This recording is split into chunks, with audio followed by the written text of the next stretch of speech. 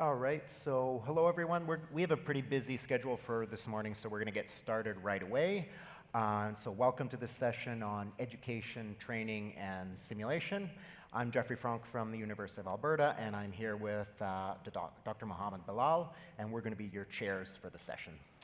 Hi guys, I think everybody's enjoying WADEM conference. I'm Dr. Mohammed Bilal. I'm one of the emergency medicine trainee in Ireland and working currently in Limerick University Hospital. It's a pleasure to share the stage with Prof. Frank. So we have actually oral presentations and we have lightning presentation. So the lightning presentation is for 5 minutes. Then there's no question and answers for that one. And for the oral one, we have 8 minutes, which is, I think, a bit of time given by Prof. Frank, and 1 minute for question and answer session. So there should be not more than 1 to 2 questions. So I think we go ahead for the first. Sure. I'm going to just a reminder to everyone, it may be your surprise as presenters, but we are scoring you on your presentation, and there will be prizes at the end for the best presentation. I am going to just give it away here. We're going to score you on timekeeping, not reading from your slides, clarity, fluency of speech, and message delivery. So this is a pretty high stakes game. So to begin, we're going to have a presentation by our influencer, who is Dr. Ives Hubloue here. So Dr. Hubloue is a professor at the Free University of Brussels, the chair of the Strategic Management Board of the European Master in Disaster Medicine. He's also the founder of the research group on emergency and disaster medicine, also known as the WADEM. He has been an early adopter and innovator in simulation in disaster medicine for 2 and a bit decades already, and really is a forerunner on this field. So it's a real pleasure for us to hear him give us a 25-minute presentation on simulation, to simulate or not to simulate. Thank you, Jeff, for this nice introduction. Fortunately, I don't get 8 minutes, I get 20 minutes. I will not be scored. We're scoring. My task as an influencer is giving you, as the audience, a teaser of this session, what's coming next. And I'm a bit of a dinosaur in emergency and disaster medicine, so for almost 2 decades, as Jeff said.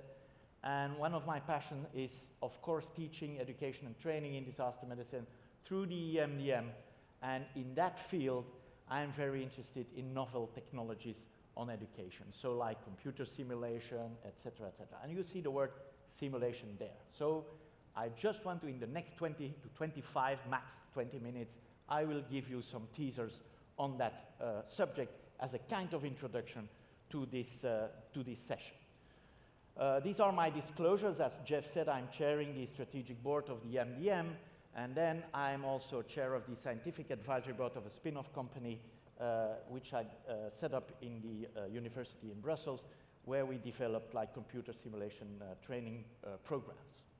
So the overview of my talk, briefly, is how can you train or educate, which is different, in disaster medicine or disaster management. I will show you some new educational methodologies like computer simulation. And then one aspect, very important, does this new technology add something to our educational strength?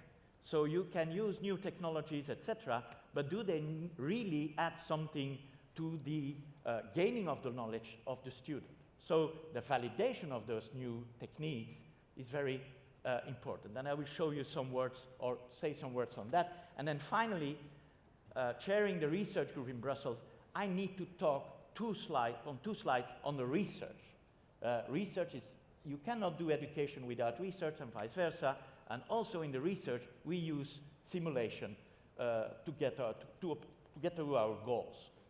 So everyone is familiar with this disaster management cycle, yes? And if we talk about education and training, we are talking about the preparedness. If we want to be prepared to respond in a proper way, we need to be properly trained and educated. So what I'm telling you now, I will not tackle the response, mitigation, or other parts of the disaster medicine cycle. I will just focus on the preparedness, the first step. So how can you train in disaster medicine? This is the pictures I show you are pictures, real pictures from the past 2-3 years. You will see that, okay, we in Belgium had COVID also, and there are some illustrations from that terrible period we went through, not only in intensive care, but also in the emergency department. So how you can train is by drills, or by full-scale exercises, or by tabletop exercises, or by just-in-time trainings. And this is what we had in the COVID. People that were not used to wear PPE, just train them in the minutes to follow that they have to put the PPE and to get into the front treating the patients. Just-in-time trainings is a methodology which is used in disaster medicine. And then finally, we have computer simulation gaming. Now, looking at the topic, to simulate or not to simulate, in drills, we use simulation. In full-scale exercise, we use simulation. In tabletop, we use simulation. In just-in-time training, we use simulation.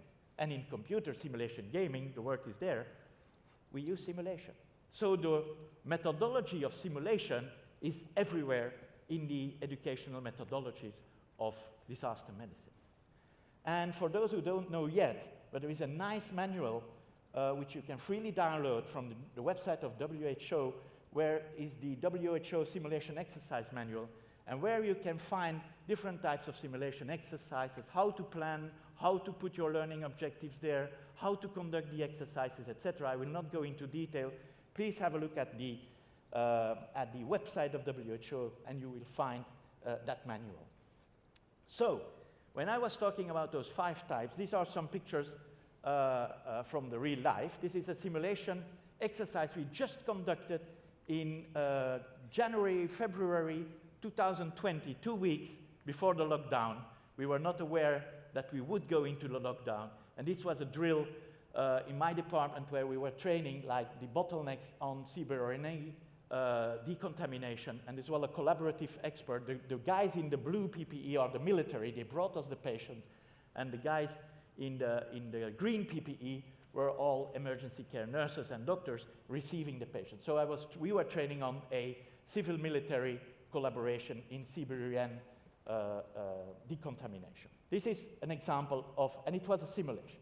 Okay, so some pictures also. That's another exercise we conducted a year before, and this was a simulation of a sarin attack in the Brussels metro station. You know, in Brussels in 2016, we had the bombings at the Brussels airport, but also in the metro station. And now we are also looking at how to be prepared for CBRNE accidents. And so this was a simulation with medical students. We used medical students. No, we didn't use them. We engaged medical students to be the victims, which is for their part of the game is also interesting because they know how to evaluate, and then it's a teaching moment for them also. These are some pictures from the MDM, where we, since many years, 25 years, and there are some students from the MDM here, we are running a full-scale exercise together with other agencies. Like you see the fire brigade, you see the Red Cross, and also with the military. We collaborate with the military there, again, military-civil collaboration. And those real-size exercises are examples of simulations. Tabletops.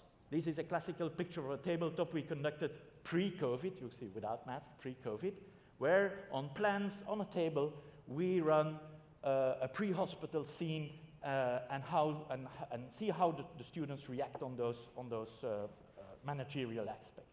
You can project the table so that the audience can join you. So you make your tabletop also part of the audience if you want.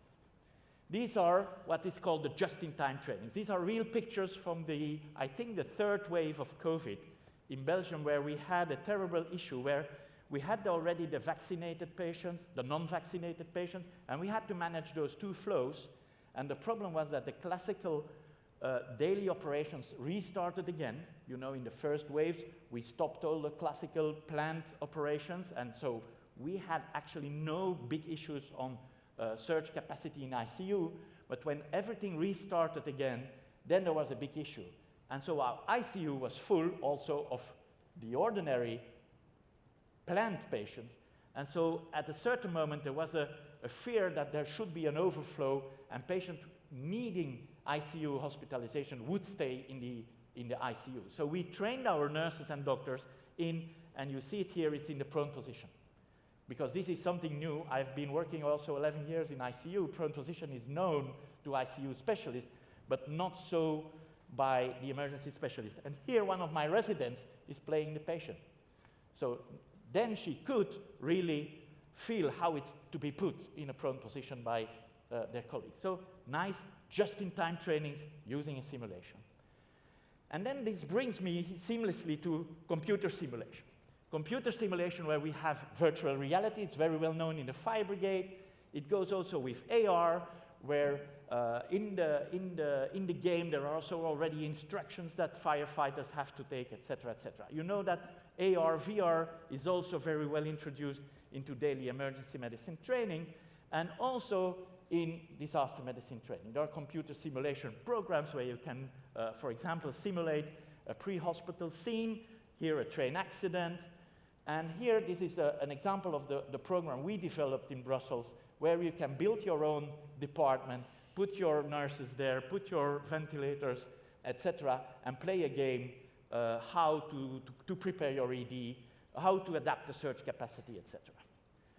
Why is simulation so important? And this is the key message of today. If you see the pyramid of Miller, educational pyramid, somebody who's busy with education knows that, you will see that the third, demonstrations of learning, simulations, are at the top of that pyramid. And so this is a validated, it's an acceptable way of doing education and training in a certain domain. But are now all those games that are coming onto the market, are those really validated and have those an added value in the educational methodology? So we did some studies on that, and I show you the group of my friends in Italy, with Pierluigi, Luca, they are all here. Not Pierluigi is here, but Luca is here. Then we did some studies myself within the framework of the EMDM with Abdullah. This was a study done in Saudi. And then together with, and you know this man, he's here also, Saleh Fares, we did a validation study on the use of computer simulation in Zayed Military Hospital, and then together with Sudeshna in Sheikh Shagbut Medical City in Abu Dhabi, trying to validate and to show that computer simulation has an added value. And so these are the last one. This is Geert. He is a graduate of EMDM. He will receive, I think, his diploma on Friday. He's a nurse. And Geert also used the computer simulation program to see that there is a better perception of training and a gain in the knowledge values. It's not published yet, but I can show you already. It's a pilot study where, especially in the nurses group, there was an important perceived gain of knowledge. So is computer simulation useful? Yes, and this is a very last publication in pre-hospital and disaster medicine in 2023, so this year, where I don't know, I will not go into the details, but it has been proven that there is an acquisition of confidence by certain measures. You have to read the articles. I have to read it twice or three times to get the knowledge, the message. But it has been proven, and that's the most important thing. You can talk about simulation, but it should be proven that it has an added value. I promised you I will keep just in time, Jeff, and 2 words on research. Why is it important to do research in disaster medicine? I know it's an education track, but you cannot teach without having evidence provided to you by the research. Doing research in disaster medicine is even more difficult because we cannot rely on, in classical medicine, the placebo-controlled randomized trial. Can you imagine we do a study here, and this part of the audience, okay, in case of a crash of the ceiling, we will amputate. This we will not amputate. Ethically, not done. Okay, so we have to rely on other methodologies to have evidence-based value in our research program. And so there are a lot of things in disaster medicine response that makes those research difficult. So we are always focused on the care of the patient and not on the research. There are a lot of descriptive reports in the literature, but this is not evidence-based. So there is place, and that we look for evidence to get disaster medicine to a new academic level at a certain niveau. Okay, and so therefore, also very short, we set up also some research modelings, and it's called mathematical modeling, etc. And this is a collaborative effort with the military, again, with the military hospital and with the Department of Emergency Medicine of the military hospital Queen Astrid in Brussels. And therefore, just briefly, we created a simulator that creates victims, that create pathways, etc. And we can change parameters like triage, like search capacity, etc. And it has been published a while ago, and now we are validating things in like CBRNE, in plane crashes, etc. Those publications will come out later this year. So, in summary, Jeff, I think I've been in time. Some words about training education, some words about new educational methodologies, but you saw the word simulation in every type of methodology. And so, to simulate or not to simulate? Yes. If you're to Brussels, please visit the Grand Place. It's not the Atomium, but this is the Grand Place. You're very welcome. It's not a hellhole. It's a nice city. We have nice beers. And so you're very welcome. Thank you so much. Okay. So I think, Dr. Ives, we are well before time.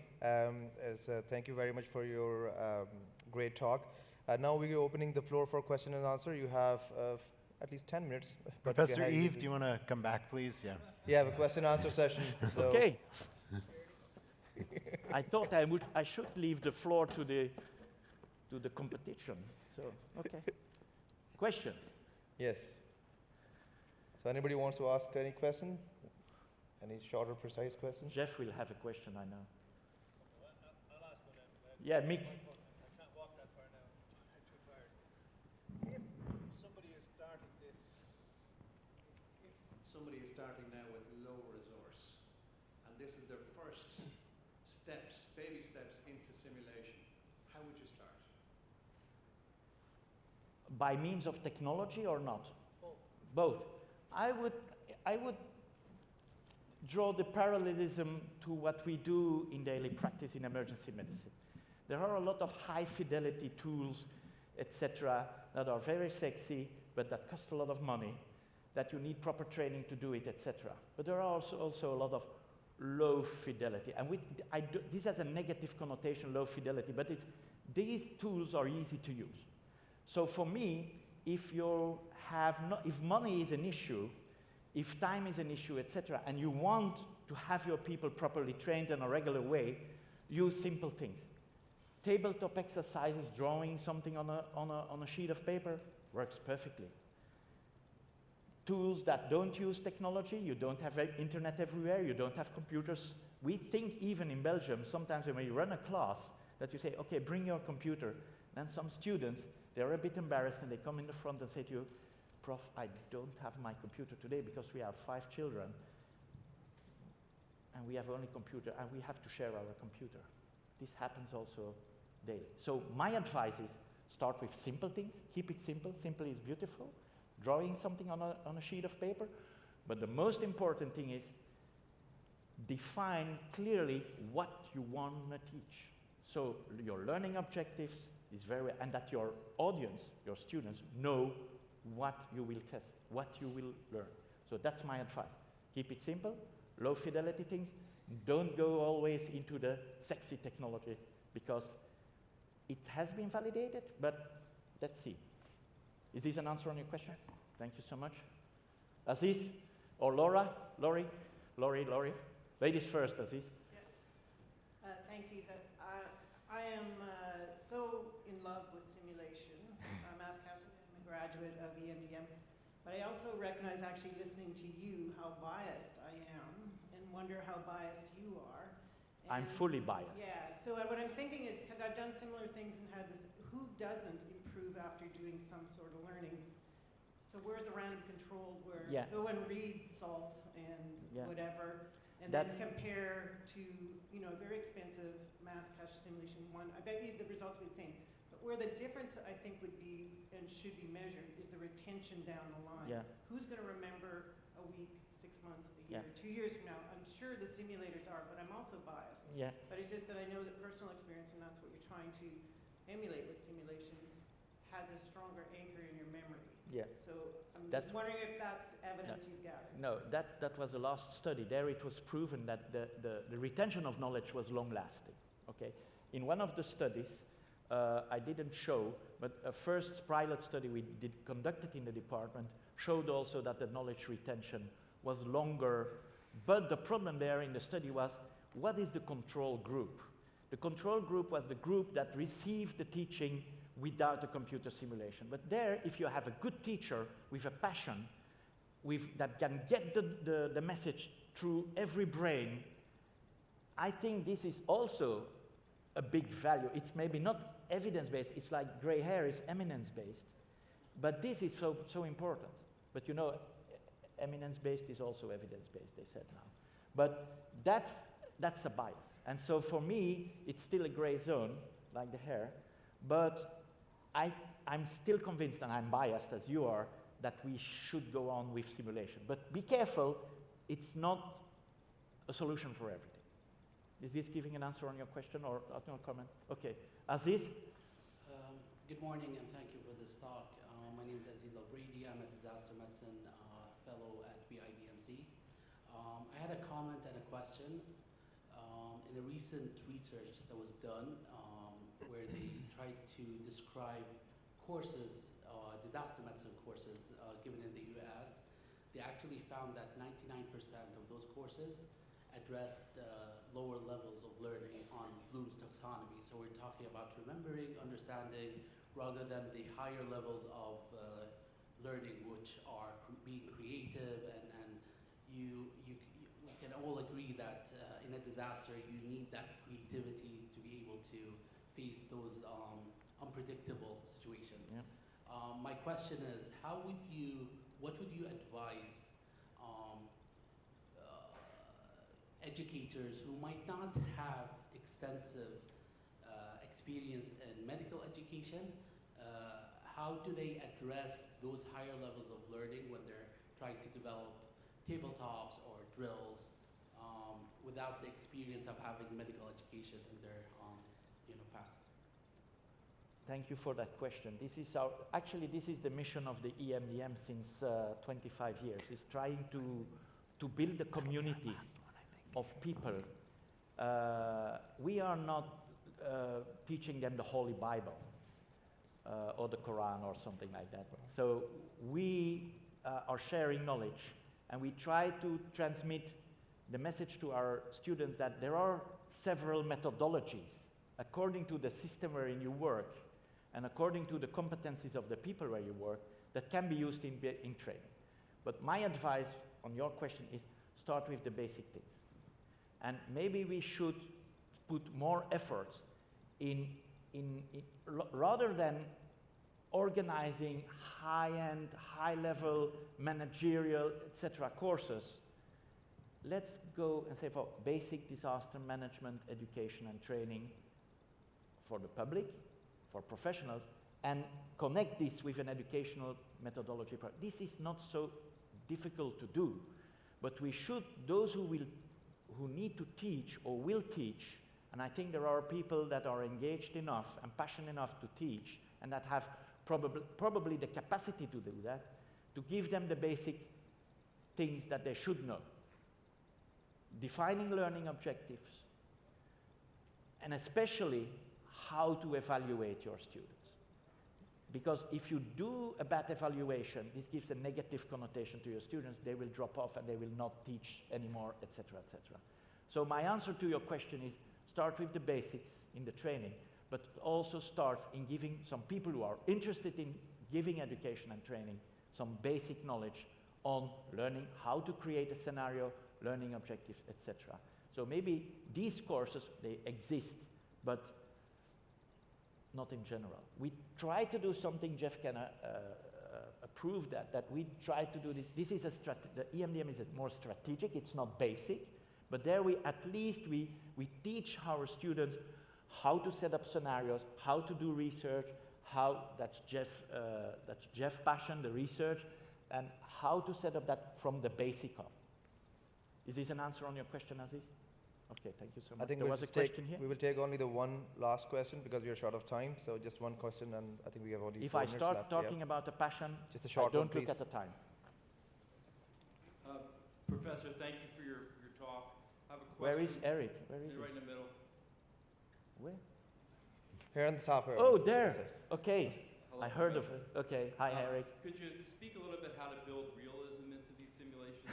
The time delay, the sense of dread, the humanity, you're tired, you're feeling unsafe, you have scarce resources, how to build that into the different simulations that you spoke of.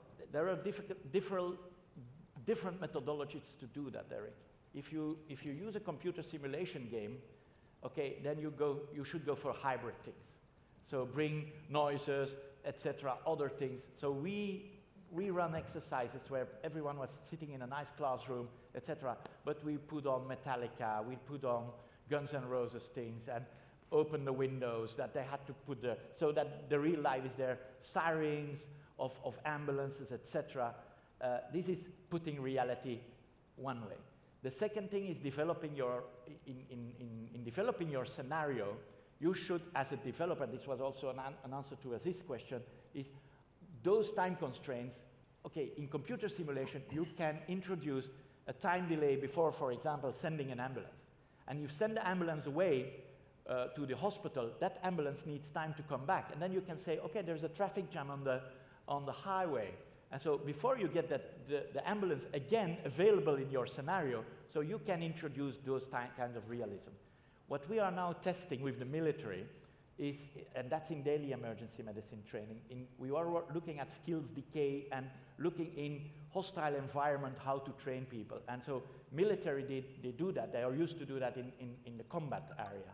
And we are trying to get those combat area principles into the civilian things. So making noise, making other things. We had a nice demonstration yesterday, and this makes people afraid. And so you need to take decision. So hybrid is a solution in getting more reality into simulation. Is this an answer on your question? Thank you so much. I think we've over time now. Yeah, we are in time. It's not my fault, it's a public fault. Okay. Thank you so much. Thank you very much. I think we have to move on to our lightning presentation now. So the next presentation is about baby steps for baby breaths, how incremental change our performance. So it's going to be presented by Professor Rahul Goswami. Rahul Goswami is a senior consultant in Department of Emergency Medicine in Chengai General Hospital. He holds a master in disaster medicine and postgrad in aeromedical retrieval as well as human factors. Please welcome to Rahul Goswami. Hi, good morning, everyone. Thanks for having me, WADEM. It's a pleasure to be here. Thank you for the intro as well. I'll keep this short and lightning-wise. My background is a little bit in retrieval, as well as the alumni with Novara as well. My day job, though, and primarily what I do is human factors, and my actual job is an emergency physician. That's Changi ED in Singapore, busy for Asian standards. Approximately 400 patients a day, presentations-wise, 20% acuity, 80, 90 ambulances, and we have to do kids. Resuscitation for kids tend to bypass the main hospital in the center, so we get resuscitators, including neonates. And like all of you, we've got access block problems, 120% boarding, nothing that is too different from most of the people around here. What we also have is attrition post-COVID, though. So during COVID, Singapore did quite well, but post-COVID, we had an issue with senior staff nurses leaving. When I talk about decimation, it's not quite that. It's 50% to 60% of our senior staff nurses left for various reasons, mostly burnout. On top of that, you've got service load impairing a few different things. Consultants who have not used certain equipment or treated a neonate for months on end just because of shift work. You've got trainees which rotate in and out of the department because of their various needs. You've got nurses who are coming in fresh and require training again. You're not allowed to handle kids, much less neonates or anything else in that purview in resus unless you've been through at least 1-2 months in the department or a certain level. So equipment-wise, we are lucky. I'll admit it, we're lucky. We have equipment to handle stuff. But therein lies complexity. And with complexity you need to train. And for training, you need sim. There's no way you can do this apart from that. There's no way to learn on the spot, like mentioned before this. So that's a Draeger resuscitator. It's a fancy ventilator, for those of you who don't know, for kids and infants, so neonates and infants. I am not a neonatologist. I know nothing much more about the continuing management, but we do the basics. So the basics are, just for everything else, keep the child warm, make sure sugar's good, and make sure they're ventilated. So to do all this, as you can see, you require lots and lots of signposting. I'll give you an example of what we did. So small improvements, which you might think is obvious, but not really obvious to the first person who comes in who's not trained in this. Well, when you come in, you hand you a kid, how do you put it? Well, you hold a kid and you put it in. I did that the first time as well when I saw one of these things. But no, you can't ventilate a child in any way if the head is in the other direction. You can't hook up hoses, you can't mask, you can't do anything. So the head goes here. How do you know that? Well, we simmed it and nobody put the head in the correct position. So signs went up. Still, simmed it. Nothing happened. Next time around, put it into the checklist. Then it worked. Those of you who do sim often might want to have a look, and in your mind, you'll probably be screaming that same question that I was at that time. Why are you standing in the corner? You'll never get anything done in the corner. Hoses won't attach, oxygen, cords, nothing will work. But that's not the right question. The right question is, what did you expect? First time, crisis situation, never handle such things, under pressure. This is in situ, people around you, on shift, doing other stuff. What did you expect was going to happen? That's the right question. So people in a crisis, they don't rise to the occasion. They fall to their level of training. And the level of training is what you give them in the sim, because there's nobody else going to do it with the service load pressures. Nobody's going to give you suddenly $1 million to sim all you want. So, enter into the checklist. Next portion. Those of you who do kids will probably figure out a couple of different problems there. Well, there's 3 or 4 problems that you can point out here, but once again, what's your level of training? And what are you going to do about it for the department quality so that you're building more capacity for later? No gloves will be a few of you who deal with infectious disease. Wrong mask size. So we swapped it, put it into the checklist, weighted. So whenever you read out a weight, appropriate mask size come out. So this cannot happen again. Children don't need anything under their neck, especially of this size. You certainly don't need one of those rubber things under your neck. So removed it and placed it further away, really far away from the neonatal trolley. So small PDSA cycles again and again continuously. So that's plan, do, study, act cycles, but very micro ones again and again. Everybody's a hot shot until you place a apneic child in front of them, me included. Where do you find the switch on button on a complex machine, on a ventilator, which you've never worked with before? Or maybe the first or second time that you've worked with it. So small things like that do work. This is version 3 of our signposting. When it comes to versions, long drawn out dramas with the checklist. First problem was nobody knew it existed. Second time we did it, we placed it underneath where we keep all the resus material and the simulation material that we use. Nobody found it. Next time around, placed it on the cot so that when you enter the thing, when you enter the sim, it's right there. People just put it aside, thinking it was paper or extra paper. Next time around, placed it just leaning on the monitor's back. People pushed it aside. Next time around, colors, red flag, hooked it on, and push it so that nobody can start the machine without looking at the checklist, because that checklist is essential for what we do. Finally worked. Version 5 of incremental PDSA cycles. And that's it.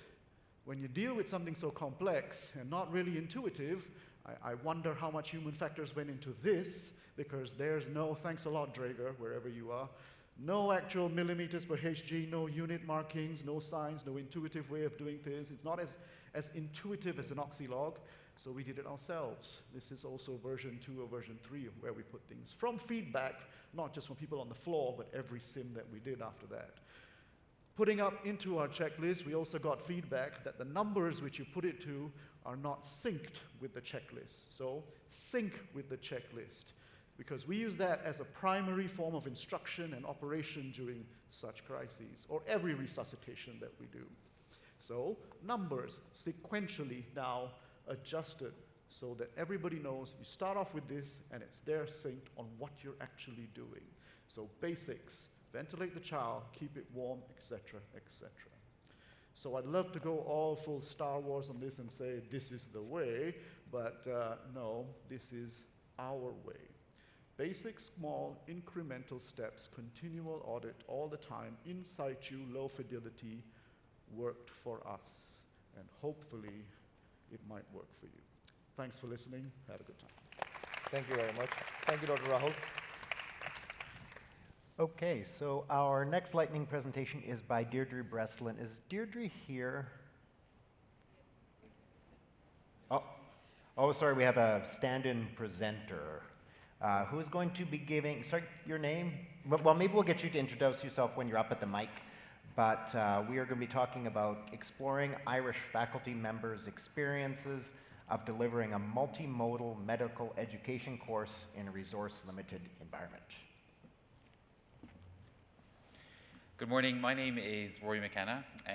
I'm standing in for Deirdre Breslin today, and I'm going to be talking to you briefly about some qualitative research that we did, exploring Irish faculty members' experience of delivering a multimodal educational course in a resource-limited environment. So just to start, I'd like to give you a little bit of background. So Global Emergency Care Skills is an Irish non-profit volunteer organisation, and their aim is to deliver high-quality emergency medical training in countries with developing healthcare systems.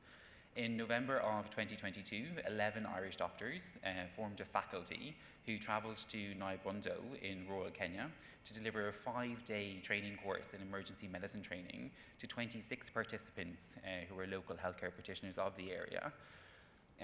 The area itself is a small rural townland. It serves a population of approximately 4 million people, covering 6 surrounding counties, and they only have a small 80-bed healthcare facility. The course itself was delivered over 5 days, and it was comprised of lectures, practical sessions and skill stations, but also a heavy focus on simulation training. So at the end of the 5 days, what we did was we asked our faculty members, our Irish doctors, to reflect upon their experiences of delivering the course. We asked them a simple, open-ended question just to reflect on the challenges and opportunities that were presented to them during the course of their experience. At the end, we collected those reflections, we collated them, and we performed a thematic analysis just to further gain an insight into their experiences and to better understand what they went through, but also to try and identify any commonalities that existed. So the main themes to emerge, there were several, the first of which was the local healthcare infrastructure and the knowledge of the local healthcare infrastructure prior to starting. So many of our faculty members reflected initially that while they thought that they understood the environment they were going into, upon reflection they felt that they were unprepared for it. So a lot of thought and consideration was given in the planning and preparation stages to understand the local healthcare environment and what resources would be available and what wouldn't be available. But the reality of the situation when we got there was that there was a dearth of equipment available, but also to the demographic of the participants that were there. Many of our doctors were surprised that it wasn't doctors attending the course, but rather nursing staff and clinical officers. Finally, there was just a note there, you'll see the small quote at the end. It was an exercise in doing quite a lot with very little, realising that there's a very limited number of clinical equipment available, needs delivering the teaching a challenging experience. The second theme to emerge was the suitability of the course content. So again, a lot of thought and consideration was given in the planning and preparation stages to make sure that the education material that was going to be delivered would be accessible to all of the participants, but also too that it would be applicable to the local healthcare infrastructure, that what we were teaching would actually be applicable to the area. And a highlight or an example of this would be maybe the access to critical care settings or higher medical services in the area. That was often limited, so when we're running through our resuscitation stations or teaching ACLS, we had to ask ourselves what was the benefit if there was no access to intensive care, resuscitation, post-resuscitative care in the area or locally. Similarly with the skill stations, if we're teaching a practical skill, if that equipment didn't exist, was there benefit in teaching it when that equipment wasn't available in the local area? Finally then, simulation. Simulation was a common theme that we saw our faculty members reflecting on, and it was overwhelmingly positive. Most of our staff and faculty members reflected that simulation remained a really effective teaching tool, that with a very small amount of equipment, we were able to simulate a vast array of different medical scenarios. It allowed the participants an opportunity to consolidate all of the information and skills that they learn over the course of the week and to practice it in a manner that was appropriate to where they were practicing their healthcare. Simulation demonstrated itself to be time and time again a really appropriate tool. So it allowed the students the autonomy to take those skills that they'd learned, apply them to the local healthcare setting, and practice them in a very safe environment under the instruction of the faculty members. Finally, all of our participants, all of our faculty members reflected that simulation and the experience overall was a very positive one. Not only did they gain access and exposure to a very different healthcare setting, but it reinforced the idea that simulation could be an invaluable tool that really transcends and overcomes those differences that exist between different healthcare settings. So whether you're resource rich or resource limited, simulation remained an invaluable tool at providing medical education. That's our talk. Thank you for listening. Thank you, Rory. Thank you very much for a great talk. The next presenter that's going to present is Anna O'Leary. She is from St. James's Hospital, and she's also working in Global Emergency Care Skills, Dublin. She's going to present participants experiencing of completing trauma and critical skills training in a resources limited environment. So welcome to the stage.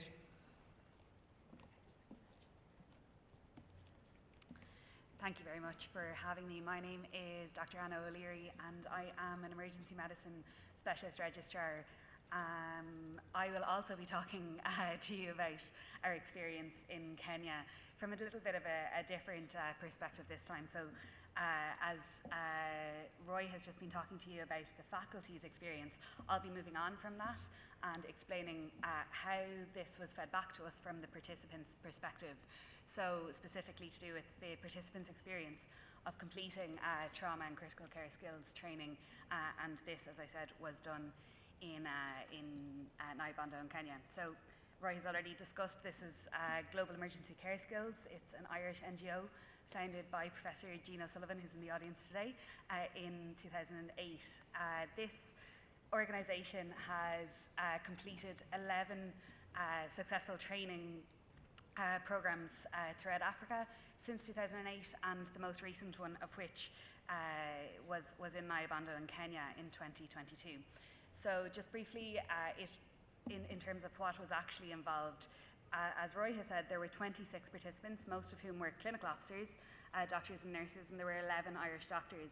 The format specifically for this training was a 5-day trauma and acute care skills course. We were invited by St. Joseph's Hospital in Naibondo to attend, so this was a demand-led program which responded to the needs of the hospital. They asked us to provide this training following the creation of a local highway. This highway is the Transcontinental Highway, which will run from Cairo to Cape Town, and there is an anticipation that there will be significantly higher trauma presenting to their local hospital. So this is where the trauma centre that is newly built and actually only opened last week will be serving. There are 80 beds, and these are to serve a large population of 4 million people. Currently on their staff in St. Joseph's Hospital in Naibondo, they have 3 doctors. So in terms of the participants of this course, we did a survey to establish exactly what their knowledge of both simulation and I suppose critical care skills training was.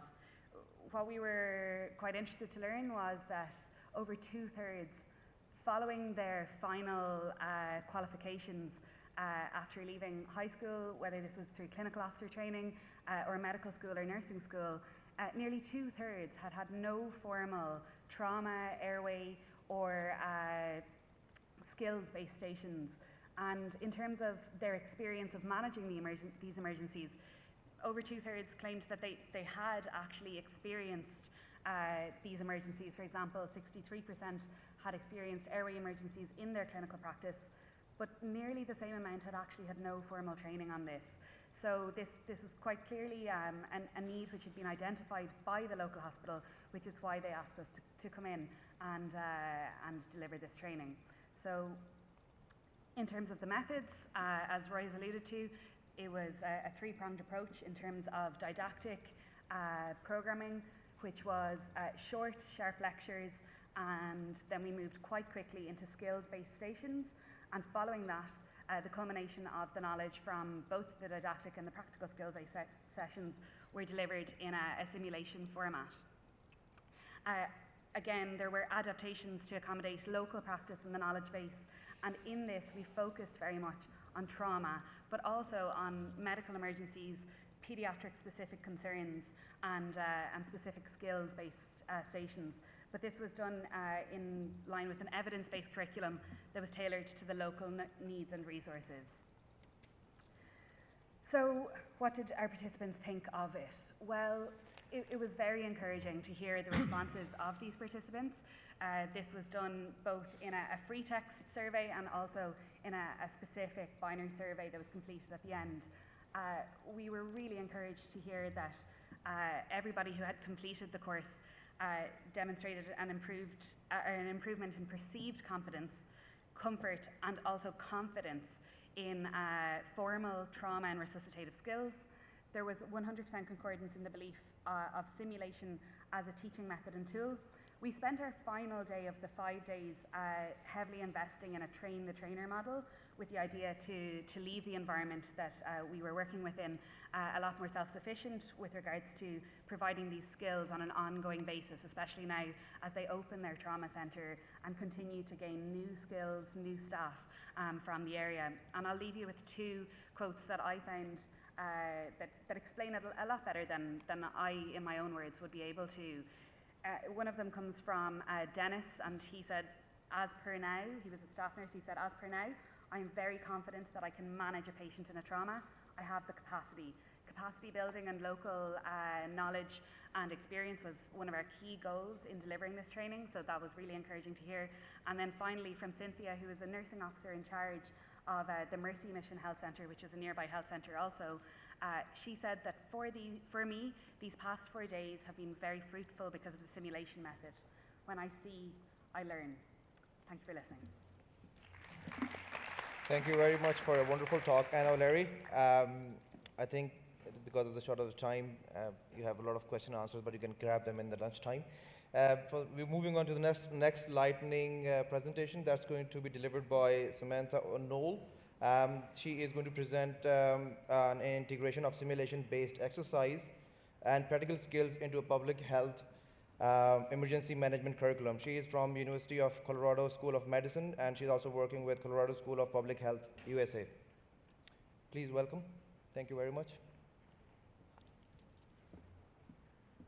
Thank you, and good morning, everyone. As mentioned, I'm Dr. Samantha Noll, and on behalf of the Colorado School of Public Health, I'll be presenting today this title that will take up all 5 minutes, the integration of simulation-based exercises and practical skills into a public health emergency management curriculum. And so to introduce this topic, I'd like to recognize the evolution of public health emergency management. As the COVID-19 response showed, the critical need to have this education and training built into the curriculums and studies for the future public health leaders of tomorrow. And with that, how do we build out the workforce readiness within this topic and for students, especially recognizing the constraints of a traditional classroom environment? And so as a solution, we've developed a novel curriculum that was both created and taught by first responders. It lays with the foundation of emergency management and response, but also includes and incorporates public health emergency capabilities and focuses on simulation, use of practical skills, and includes various available trainings that are both nationally and internationally certified, and includes guest lecturers who have responded to several incidents all around the country in the US and of the world. The curriculum itself has a format that includes brief didactics and supplemental learnings and trainings, especially for the more complex topics, and includes, as mentioned, the guest lecturers, and then follows a sequence that progresses from case studies to tabletop exercises to functional exercises, full-scale exercises, and then also includes skills and activities along the way. These activities include responding to incidents, including white powder incidents, a Legionnaire's outbreak, as well as hospital evacuation and chemical spills and how the cities and healthcare facilities are affected. They need to develop and build out incident command structures, create SMART objectives for these response, and develop incident action plans. They use crisis communication and public messaging drills. They practice the use of radios, which is one of my most favorite parts of this class, as well as donning and doffing level C personal protective equipment, and learn more about radiation and the use of Geiger counters, as well as plume modeling and GIS mapping. Of the 100 students who have matriculated through this course, it has been overwhelmingly positive feedback. They have all stressed how it has been applicable to future employment, and have also voiced through, again, evaluations using Likert scale, that they feel that they've had an increased ability to think critically about the subject matter and handle responses better. So in conclusion, this is a graduate level course that can serve as a model for future classes and curriculum. It includes simulations and trainings and hands-on practical skills. And with this course has included very positive feedback from the students who have participated. Thank you. Thank you very much for a very great talk. Yes, thank you, Samantha. Our final speaker for the lightning presentation is Mazen El-Baba from the University of Toronto, who will be speaking about disaster management simulation, a novel virtual exercise. Mazen, you have 5 minutes. Thanks for the reminder. All right. Good morning, everybody. My name is Mazen El-Baba. I'm an emergency medicine resident at the University of Toronto. And I'm here with Dr. Lori Masdrick, who's in the crowd, to share with you work that we've done in response to the COVID-19 pandemic, which did not let us to do in-person simulations, so we had to pivot and do a virtual simulation. So for this crowd, it's pretty obvious, but disaster medicine, disaster management, and emergency preparedness requires intricate communication, collaboration, and expertise of a multidisciplinary team. These skills need to be learned and acquired for trainees like me early on in our learning, so that when we're struck by a disaster, we are able to respond. Now, fortunately, these disasters are not common. However, recent years may be challenging that notion, but educators rely on simulation to teach valuable skills so that we are able to respond in times of need. COVID threw a wrench into that, so we weren't able to do in-person meetings at the University of Toronto, so we had to pivot and think of creative ways to continue simulations and learn in a virtual environment. And this is where we created this program. So we used the Kern 6-step approach to program development to think about how we're going to do this. In our target needs assessment, we spoke with emergency medicine residents and surveyed them to understand their preferred ways of learning. And using our findings from those surveys, we came up with our goals and objectives. So we targeted soft skills development, so that's looking at communication, collaboration, and debriefing in times of a disaster, and hard skills, like learning the arts of triage, how to distribute casualties, and how to activate disaster plans that might be done locally in institutions or regionally when needed. We also focused on 3 different educational strategies that we implemented within the program. First is a flipped classroom model, where we gave participants modules that they had to work on their own and within groups, and they then reinforced their learnings within the simulation day. We also did near-peer teaching, where we deliberately combined learners from different levels of training so that they can learn from one another. And of course, thirdly, we used the gamification of disaster management. So what about today? What was the actual exercise? So this simulation was done on one day in 3 hours. We had 60 participants, mostly emergency medicine trainees and experts who joined as observers, but were also sort of rescuers within the tabletops when they were talking on Zoom. We formed 6 groups: an adult trauma center, a pediatric trauma center, a community hospital, an EMS service, a governmental agency, and of course there was a media group, given the role we know media plays in disasters today. Within those groups, we also formulated specific roles and responsibilities to delineate responsibilities so that they are able to organize themselves. So we had a facilitator, we had an operations and logistics person, a scribe, and a liaison who sort of acted like a public relations officer. So the day started in a pandemic where a virus, nasty virus, that targeted kids. So we had a surge in pediatric sick children, and adult hospitals, including the community hospital, had to think creatively on how to respond to this surge, given that the pediatric hospital was overwhelmed. All teams, including media and the government, needed to work closely together in order to solve these problems. And then suddenly, at the midway point, there was, we threw an extra challenge, a mass casualty event. In the simulated environment, there was a port explosion that impacted, that suddenly surged mass casualties and thousands of people displaced. This was from a personal note, sort of from the Beirut port explosion that is personal to me, and I wanted to simulate that at the University of Toronto. So we did that using available resources, and so all activity instructions were delivered using PowerPoint on Google and Google Slides. Hospital electronic records were simulated on Excel sheets on Google, and communication tools were used, were WhatsApp for media and governmental channels, and Zoom for teleconferencing and live communication. We used the Kirkpatrick program evaluation tool to understand reaction and learning from residents, and at whole, it was well perceived as a unique and rewarding experience, and we're told that they felt that we met our goals and objectives. Constructive feedback focused on how we can increase the amount of time, as they wanted more than 3 hours, and increase the time that was spent in the orientation steps. So they wanted more of the flipped classroom model.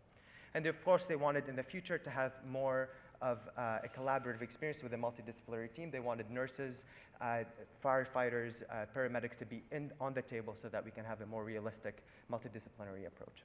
Of course, behavioral change could not be examined, as this was sort of a cross-sectional view, and this requires a longitudinal planning for us to be able to really evaluate behavioral change. So in conclusion, we hope to show that we could do with low resources a successful simulation that does not take away from learning objectives with respect to disaster management and emergency preparedness. Next steps, we hope to sort of marry a virtual and an in-person curriculum to sort of mimic what happens in the real world, where we have the on-ground team working and operations and logistics working in the background and communicating one another through teleconferencing. We also hope to create a curriculum, a disaster medicine curriculum that can be integrated with existing programs like emergency medicine, as most emergency programs don't have those yet. And we would love to present this here at WADEM so that we can capitalize on existing resources and minds that work in this field so that we can make that happen. Thank you for your time. Okay, so thank you, Mazen, for your presentation, and thanks to all the presenters of the lightning abstracts. Again, please, at the audience, if you have questions for any of the presenters, we've asked them all to sort of stick around after the presentation so you can come up here and ask them questions. We're going to now switch gears a little bit to our more extended oral abstracts. So here our presenters are going to have 8 minutes to present their study, and then they will have 1 minute for questions. So generally, we're going to take about 1 or 2 questions after each of the presentations. And if you are asking questions, I ask you to please be concise and focused with your questions, just so we can get as many of those in as possible. So the first oral presentation we are going to hear from is Joe. He is from Monash University, Melbourne, Australia. And he's presenting 20 years on the World Conference Disaster Emergency Medicine 2013, Melbourne 2003, Impact of Melbourne Statement. So please welcome Joe. Thank you very much. You can. Brilliant. Stage is all yours. Thank you, Chair. Okay, so I have the privilege to present this on behalf of Frank Archer, who's been a guide, a mentor, and probably most importantly, like many of these people in this room, a close friend. So I'm really happy to be able to present this on his behalf.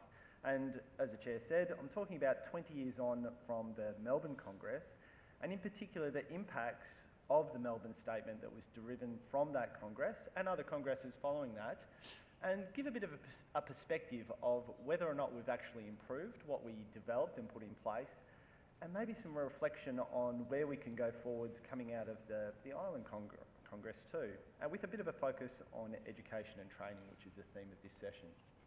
So, what was the Melbourne Congress? Well, it was back in 2003, and some of the participants here today may have attended that.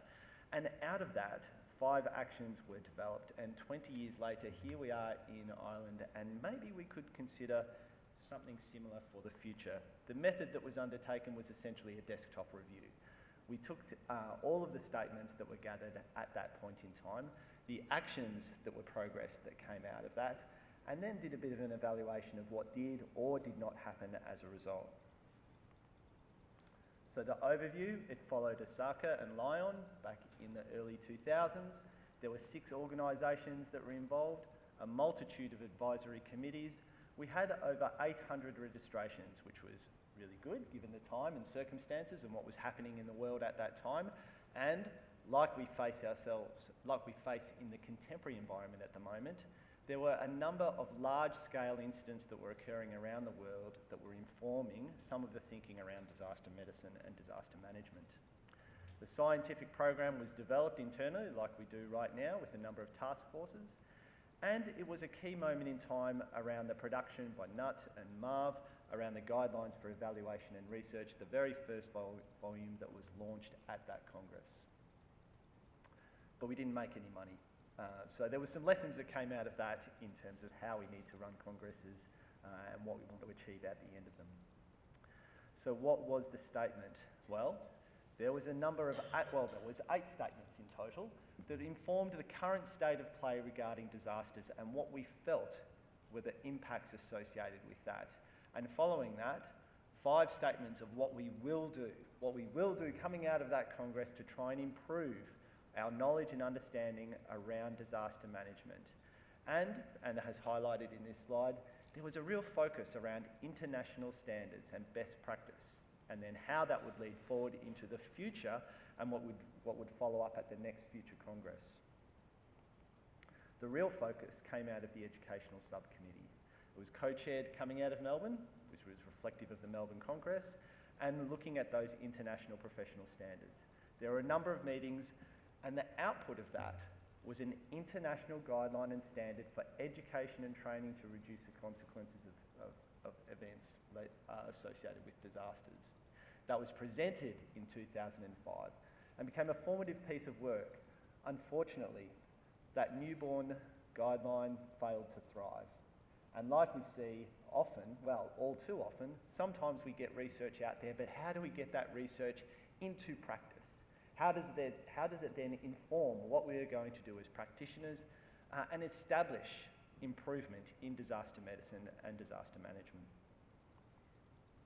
Further statements, because it wasn't just about education and action on standards, we tried to increase our presence globally through the development of a secretariat. We created or led the implementation of the Cochrane Emergency Health Field, and I'm not sure how many of the participants here today engage in that, but when we think about the first presentation of this session and the amount of descriptive evidence that's coming out, is there not now an imprimatur to start looking at the evidence that's coming into the disaster medicine and management space and start to systematically analyse what key findings have been gathered so far and provide some clarity on direction in where our research should go into the future. It's still active, and I was looking at it just as I was coming into this session. Unfortunately, the amount of systematic reviews related to disaster medicine and disaster management is absent within that Cochrane emergency health field at this time.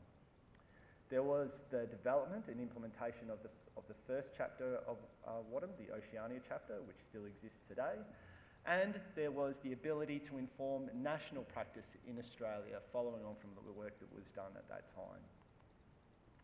Our members have led many other initiatives of that, including Brisbane, which was a great congress to be a participant of. But it also led on to further statements that came out from subsequent congresses.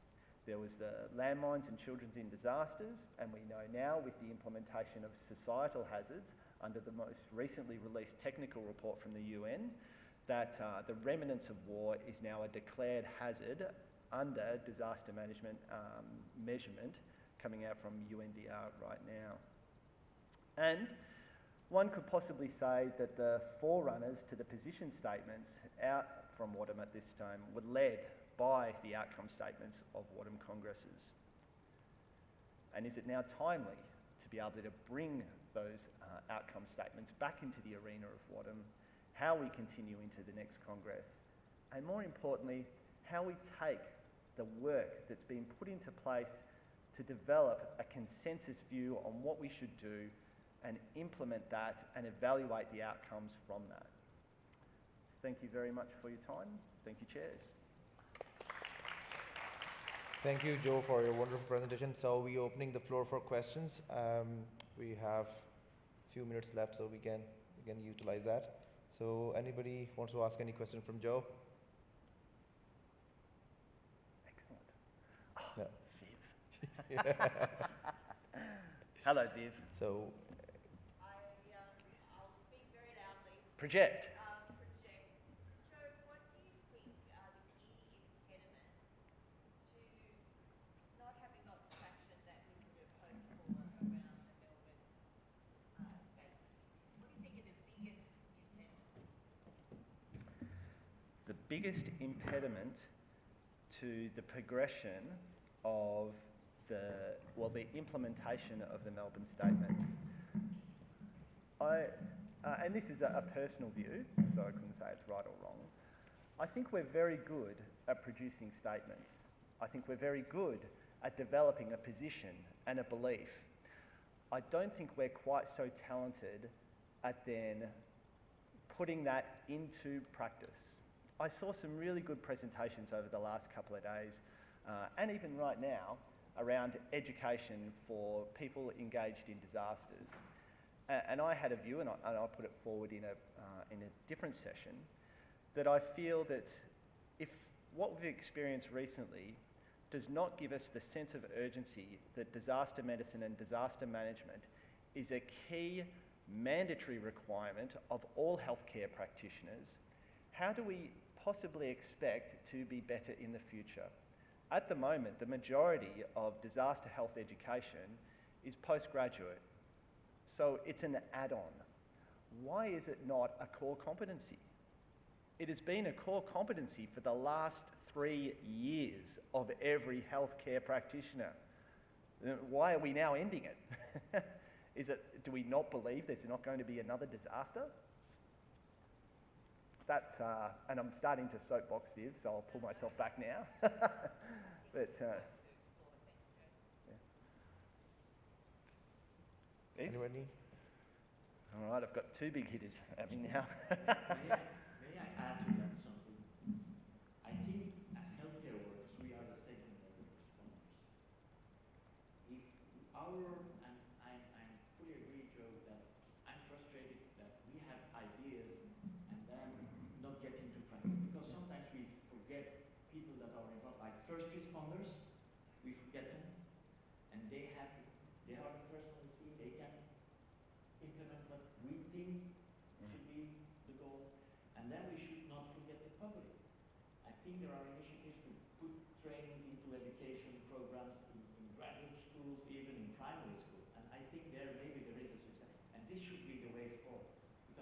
we as healthcare workers, we are the second responders. The public and the victims, they are first on the scene.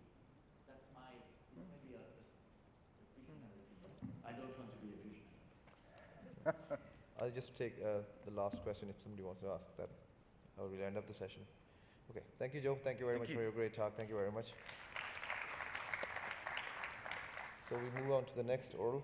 Yes, so our final presenter for today will be Crystal Hendricks, who is from the Free University of Brussels and the University of Antwerp. She is also a graduate of the European Master in Disaster Medicine.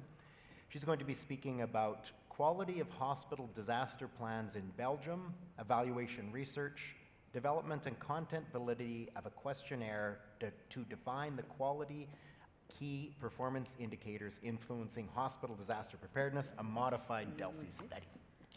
Yeah. Okay.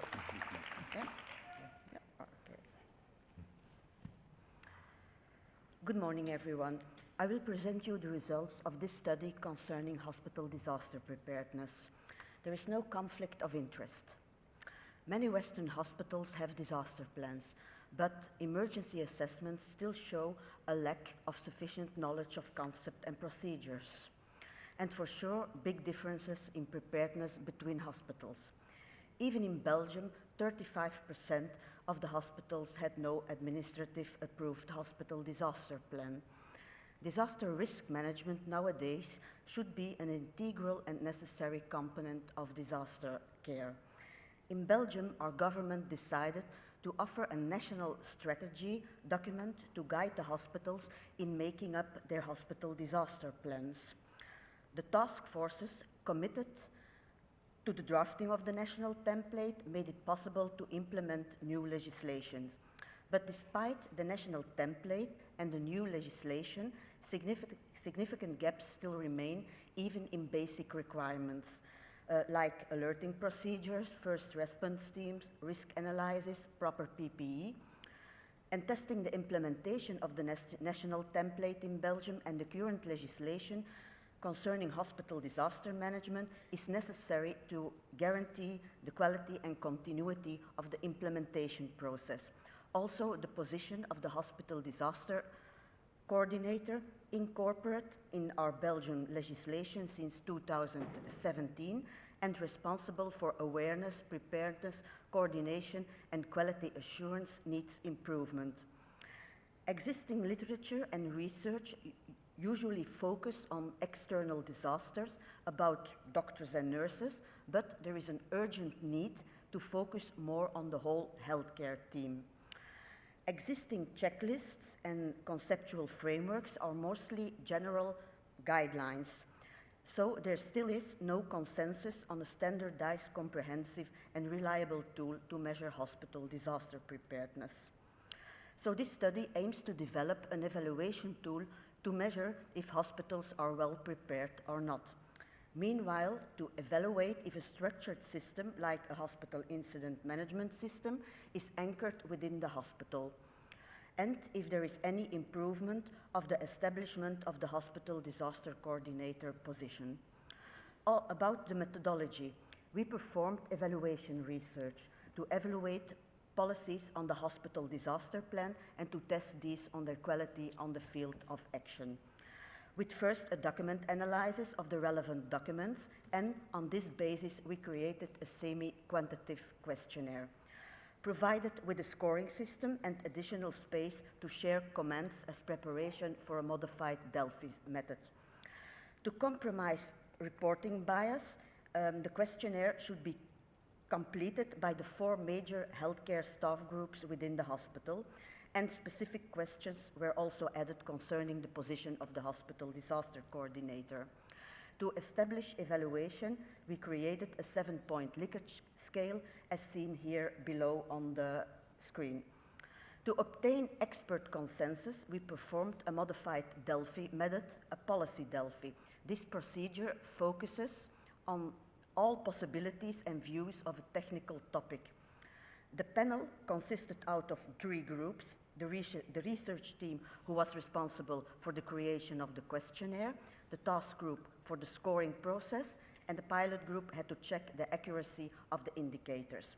Participants were recruited by means of purposive sample methods, and they were all expert in their own field of expertise, and the task group members were all involved in hospital disaster preparedness within the complex environment of the hospital setting. Some of them participated in the national task forces organized by the Belgian government. The scores and opinions were analyzed after each Delphi round. The level of agreement was set on 75%. Thematic analysis of the opened comments in the Delphi round was performed, and reporting was done after each round to all the participants. When consensus was reached, a final report was sent to all the participants. Here you can see the workflow of the methodology followed at the policy Delphi. In the upcoming slides, I will present some of the major findings concerning the composition of the expert panels. For the task group, a total of 15 participants were initially contacted and agreed to participate, 11 completing all the rounds. For the pilot group, a total of 25 experts on the field were purposely selected from several Belgian hospitals, with only 9 of them who completed the full questionnaire. 289 indicators were incorporated into the creation of an evaluation tool to measure hospital disaster preparedness, included a specific course set with 29 indicators concerning the position of the hospital disaster coordinator, and a high level of agreement was reached, with only some disagreements in these 4 specific topics below. And extra indicators were added by the pilot group, were fed back to the research team and the task group.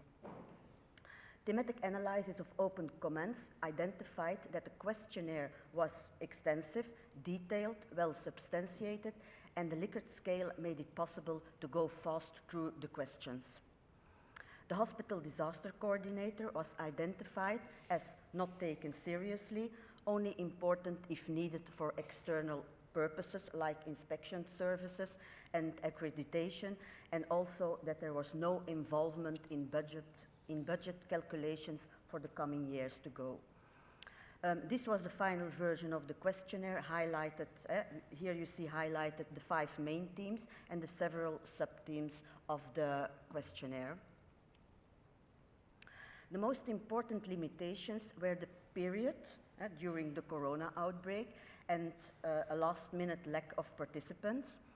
And the characterization of the study showed that during the COVID-19 pandemic, a lack of preparedness was indicated within several hospitals all over the world, although some hospitals had a functional preparedness system. So this indicates that proactivity and local guidelines only were not enough.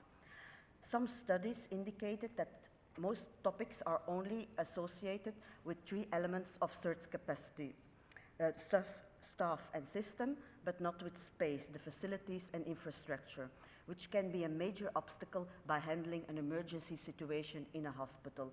So reflection and improvement on quality and safety management in hospitals remains necessary.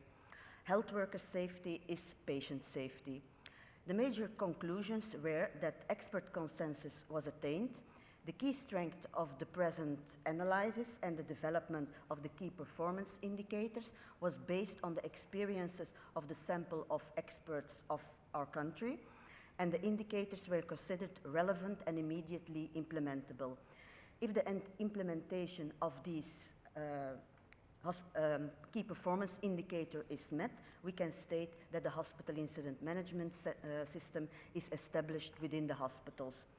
A follow-up of the study evaluation research in Belgium is required, and an adapted international approach can be considered.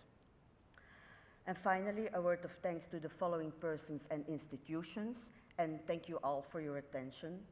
If there are any questions, please ask. Thank you. Thank you.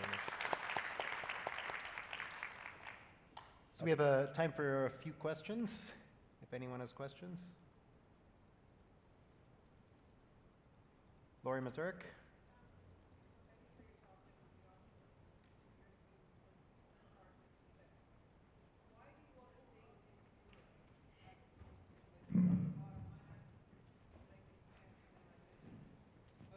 Why- not expand something like this to include North America, Americas, Asia? Like, why just Europe, especially in, No, in yeah. this, in the WADEM kind of forum, why not expand it further? Is it because of funding is tied No. to European? No, not specifically.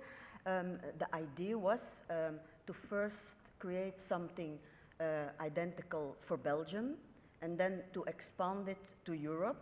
But later on, if it is possible to create a questionnaire to use in other countries, because Europe, the existing there are a lot of existing guidelines and checklists, but they are very basic and general. So I wanted a more operational part in it, and that's why we should create something. And we have also other guidelines in different countries.